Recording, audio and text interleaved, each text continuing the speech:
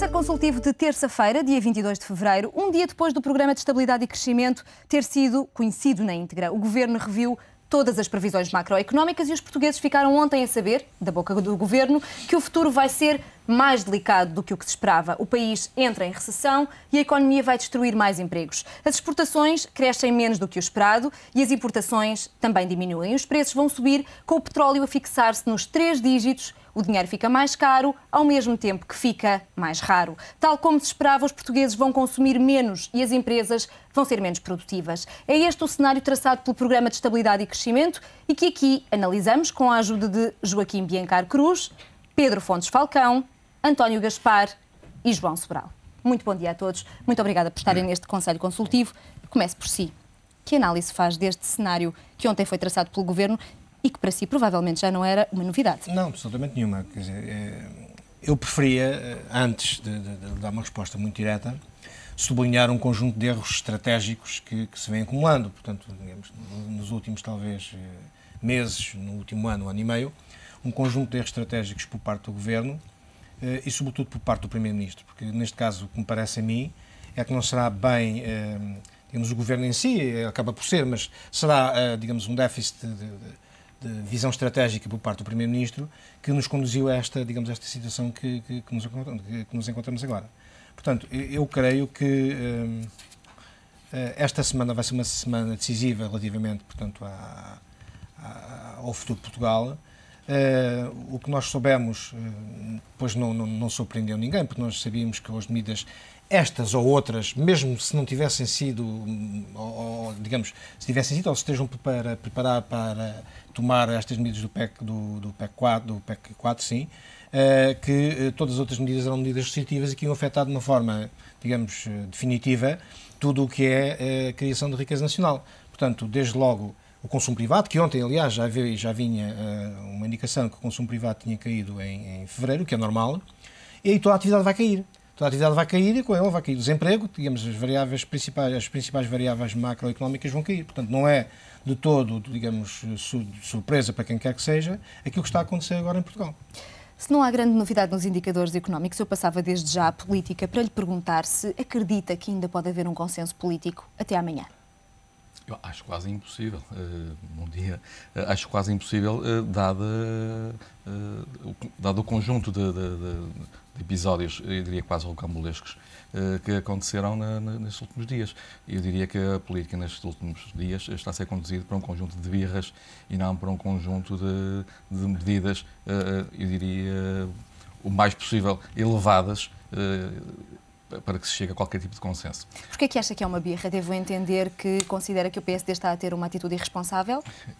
Infelizmente, lamentavelmente, creio que sim. E o episódio da carta deste último fim de semana, creio que coroou esse meu parecer, porque foi algo completamente triste, numa conjuntura em que nos encontramos, estamos sequer a perder tempo com esse tipo de situações.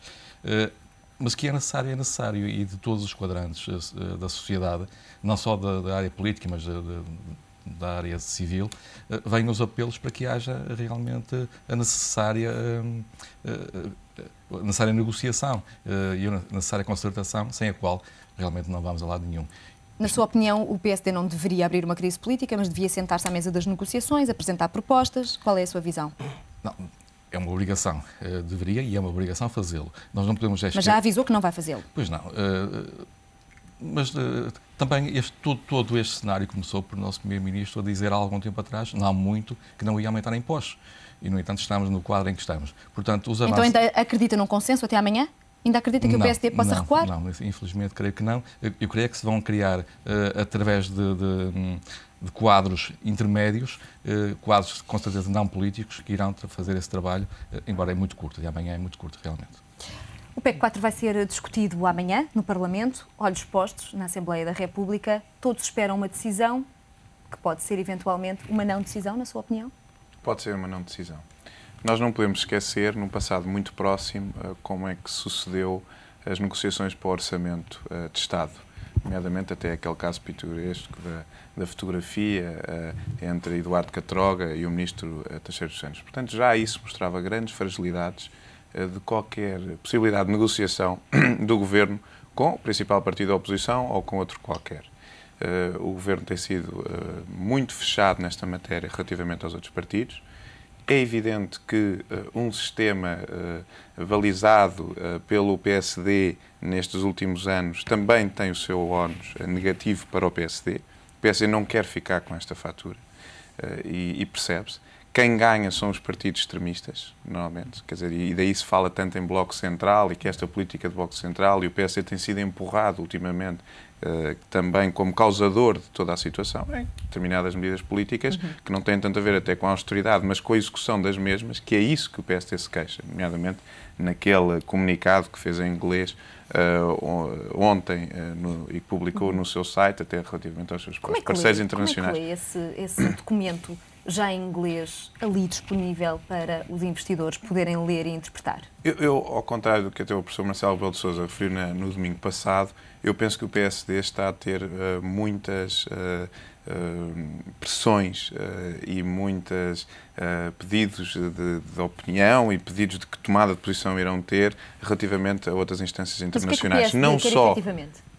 Eu penso que o PSD, o principal, o que leva o PSD a tomar esta posição e dizer o basta do PSD, nós sabemos, o PSD é engraçado, nesse documento, o PSD assume perfeitamente as reformas e as dificuldades e o que é que terá que assumir para o país, assume perfeitamente, portanto não faz, quer dizer, seria irresponsável que o principal partido da oposição dissesse assim, vamos para eleições porque eu sou melhor. Não, tem que assumir. E há muitas das medidas que estamos aqui a discutir que, independentemente passem ou não passem, elas vão ter que ser concretizadas. Não tenho qualquer dúvida, seja agora ou seja um pouco mais à frente, já com o novo governo. Então quero antecipar, o que é que vai acontecer amanhã?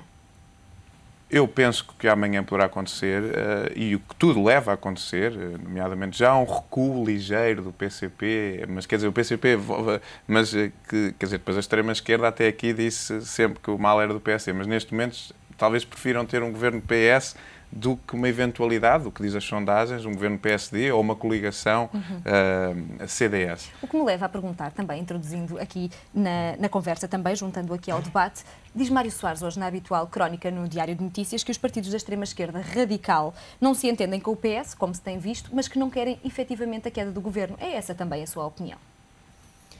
Sim, tudo depende agora do que irá acontecer se formos para eleições. Em relação a isso, queria só dar duas notas, tendo em conta o que já foi referido. Primeiro, quem pôs o país nesta encruzilhada não foi o PSD. Foi o PS, por tudo o que fez até agora, primeiro, e segundo, foi o Primeiro-Ministro que disse que se iria demitir se o PEC não fosse aprovado. Portanto, quem pôs o país na situação de o governo cai ou não cai, foi o Primeiro-Ministro, não foi o PSD que disse que ia pôr o governo na rua. Portanto, quem tem a culpa, quem pôs o país entre a espada e a parede, foi o Primeiro-Ministro que disse eu demito-me se o PEC não for aprovado. E porquê é que acha que o Primeiro-Ministro fez isso?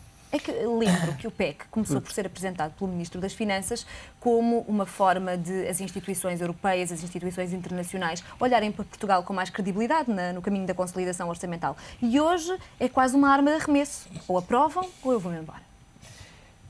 Bom, o PEC, temos que falar, já foi falado, mas acho que é importante repetir. Há duas coisas. Há a substância, o conteúdo do PEC e há a forma como o processo foi negociado e realizado. E que já foi muito falado, tivemos uma moção de censura, tivemos reunião de concertação social com os parceiros sociais, nada foi falado e um dia a seguir, ou 2 dias a seguir, aparece de repente este PEC já quase aprovado com a União Europeia, já com um selo de aprovação da União Europeia, sem que Portugal quase soubesse... Ou com o selo efetivado mesmo? Assim, e pelo que têm dito, nomeadamente o Sr. Juncker e outros, o selo, pelo menos informal, foi colocado. Ou seja... Foi mais uma acha na fogueira. Acha que ontem o Presidente do Eurogrupo, ao dizer, Jean-Claude Juncker, ao dizer que Portugal tem que cumprir com os compromissos com que se comprometeu? Acho que é uma interferência. Ele disse que não queria se intrometer, mas na realidade acabou por se intrometer. O objetivo dele é assegurar a estabilidade, que penso também é o objetivo do nosso país e de todos nós. Contudo, o Sr. Juncker não está cá no país, não tem a noção da realidade portuguesa e também não é ele que vai sofrer com as medidas de austeridade, somos nós que estamos cá. E a perspectiva dele também, se calhar, não é de muito longo prazo, mas mais de curto prazo. Ele quer entre aspas, como se diz em bom português, chutar a bola um pouco para a frente, ir empurrando com a barriga, a ver se isto se aguenta durante pelo menos algum tempo e depois, miraculosamente, surge uma nova solução. Eu gostava ainda de discutir aqui sobre a forma como as coisas foram feitas e apresentadas, e ainda a propósito desta afirmação de Jean-Claude Juncker, perguntar-lhe se considera que Portugal já tinha um comprometimento e não apenas linhas gerais deste Programa de Estabilidade e Crescimento. Eu só gostava de recuperar uma situação que é a seguinte. Nós começamos com o PEC 1, com o Orçamento, PEC 2 e PEC 3. E sempre o Governo, digamos, na perspectiva de dizer que aquelas eram as medidas adequadas, não haveria, inclusive no último PEC, necessidade de mais medidas, e não houve claramente, por parte do Governo, pôr um dedo na ferida e dizer claramente, nós temos que fazer sacrifícios. Temos que fazer sacrifícios para quê? Para atingir certos e determinados objetivos.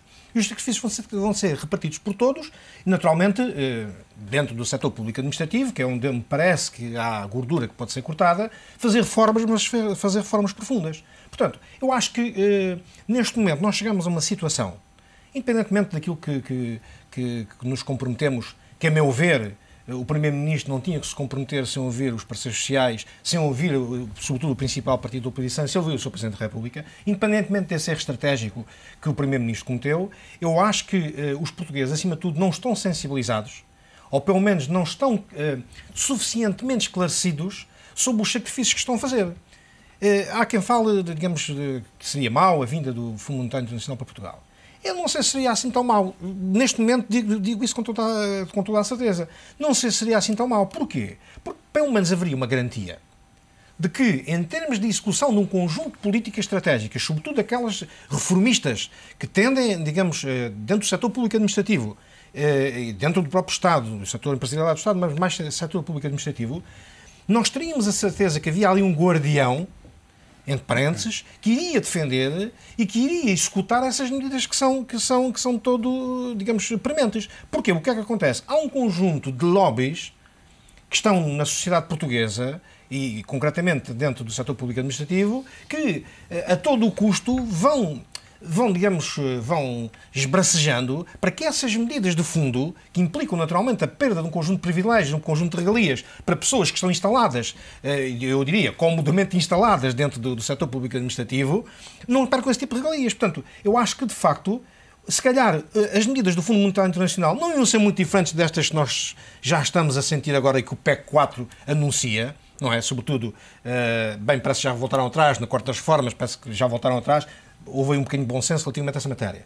Mas, sobretudo aquelas que anunciam para 2012 e para 2013, o Fundo Monetário Internacional, eu diria que era mais na forma do que no conteúdo, quer dizer, porque o conteúdo não iria variar muito disto, iria variar na forma. E a forma, sim, seria se calhar benéfica para todos os portugueses, porque sabiam que estavam a fazer sacrifícios, mas que haviam objetivos muito concretos que iriam ser seguidos de forma muito dura, de forma, digamos, espartana, se quiser chamar-lhe, mas que defenderiam, no final de contas, os sacrifícios que vão a fazer. Agora, eu não me importo, se calhar, de fazer sacrifícios, se souber muito objetivamente para o que é que eu estou a contribuir com esse meu sacrifício, e para que daqui a 8 anos, ou daqui a 7 anos, ou daqui a 6 anos, não me venham dizer a mesma coisa que me disseram há 3 anos que os sacrifícios paravam ali, há 2 anos paravam ali, agora que param aqui, agora que param no PEC 4 e se calhar há um PEC 5 e um PEC 6. Portanto, de facto, é importante nós não perdermos a dimensão destes acontecimentos. Não é?